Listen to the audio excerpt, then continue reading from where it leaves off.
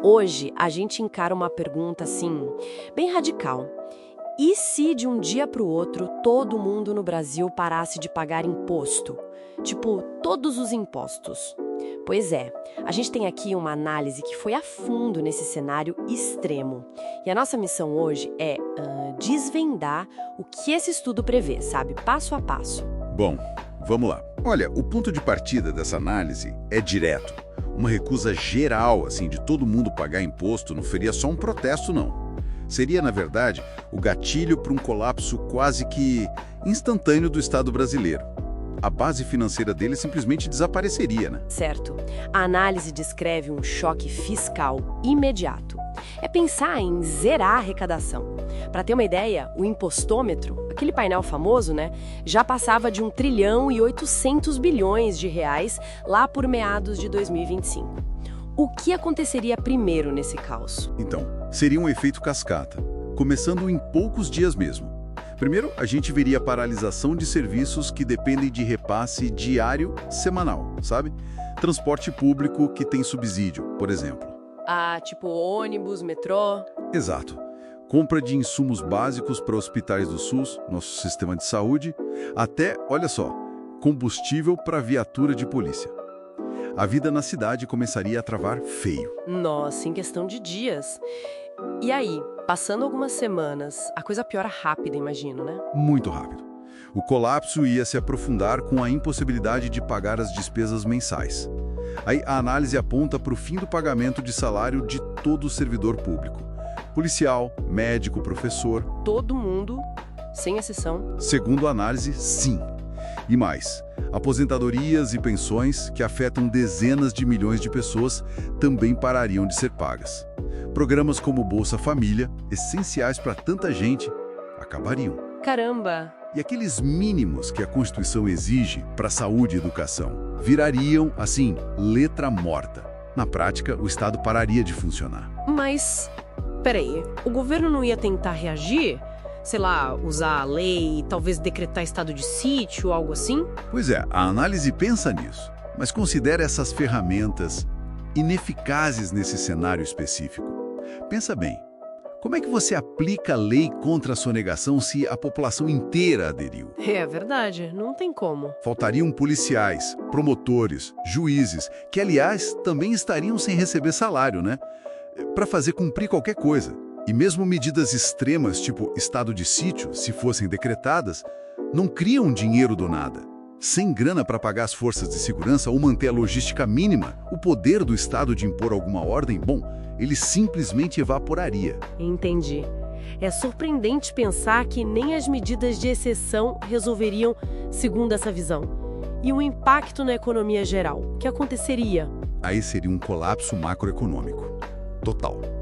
A análise previu uma moratória imediata da dívida pública. Ou seja, o governo dando calote em todo mundo. Calote na dívida, nossa. Isso causaria uma fuga de capitais gigantesca do país. E muito provavelmente, a gente veria hiperinflação, os preços disparando sem controle nenhum, porque o Banco Central, numa medida talvez desesperada, poderia tentar imprimir dinheiro, só que sem lastro, né? Sem valor real por trás. O real não valeria mais nada. Exato, o real derreteria. E o sistema bancário, como ele tem muito título público, poderia quebrar em cadeia. Isso congelaria todo o crédito na praça. Investimento, zero. Ninguém ia querer colocar dinheiro aqui. Que cenário econômico devastador. E a sociedade, as pessoas no dia a dia, como ficariam no meio disso tudo? O estudo projeta uma desintegração social mesmo. Sem Estado para garantir a ordem, sem lei funcionando, o que entra em cena é a anomia, sabe? Aquela ausência de regras, o caos. Caos total. Serviços básicos como saneamento, água, luz, muito provavelmente seriam interrompidos. Imagina as crises de saúde pública que isso geraria. A criminalidade comum ia explodir, claro. Mas quem se fortaleceria de verdade, segundo a análise, seriam as grandes organizações criminosas que já existem, né? Como o PCC, Comando Vermelho. Que já controlam algumas áreas. Exatamente. Elas passariam a controlar territórios maiores, preenchendo esse vácuo de poder deixado pelo Estado e impondo as suas próprias regras, sua própria ordem. A análise até menciona a possibilidade de uma intervenção militar. Não como um golpe, mas talvez como uma tentativa de assumir o controle num vácuo total para evitar a desintegração completa do país. Chega a esse ponto. E essa análise, ela considera se outras forças poderiam surgir? Tipo, sei lá, o setor privado ou talvez tecnologias como criptomoedas pudessem preencher esse vazio? Sim, ela menciona isso, mas descarta. O argumento principal é que tanto o setor privado quanto qualquer tecnologia, mesmo as criptos, dependem de uma infraestrutura básica e de uma ordem mínima que hoje quem provê é o Estado, financiado justamente pelos impostos. Faz sentido. Estradas, energia, segurança jurídica, um sistema de comunicação funcionando. Sem isso, nada opera direito. Para ilustrar a gravidade, a análise até compara a situação com exemplos históricos que a gente conhece de colapso estatal, como parte da Somália ou o Líbano, em alguns momentos de crise profunda. Entendi.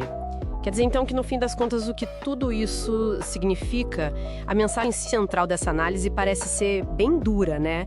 Por mais que a gente reclame, e com razão, muitas vezes, dos impostos, eles são vistos aqui como o preço fundamental para manter a civilização moderna funcionando, a base que evita um retorno ao caos.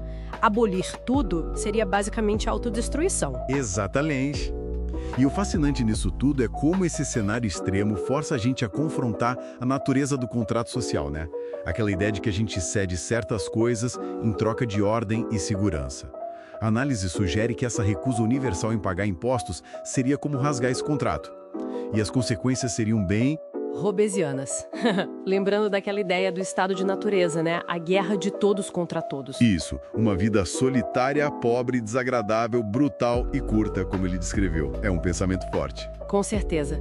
Fica então, acho, uma reflexão final que essa análise provoca, se a ausência total de impostos desenha um futuro tão sombrio assim, qual é o valor real que a gente dá, talvez sem nem perceber no dia a dia, aos serviços, à estabilidade e à própria ordem que o Estado, mesmo com todas as suas falhas e financiado por esses tributos, nos oferece?